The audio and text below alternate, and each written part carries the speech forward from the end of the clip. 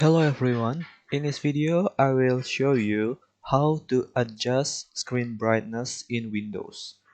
First of all, click on the search bar down here and type for display setting and click on this display setting, and here in the brightness and color you can see brightness slider. You just need to slide this slider to right to brightness your screen and slide it to left to lower your brightness. And yeah, that's how to change or adjust brightness in your Windows computer.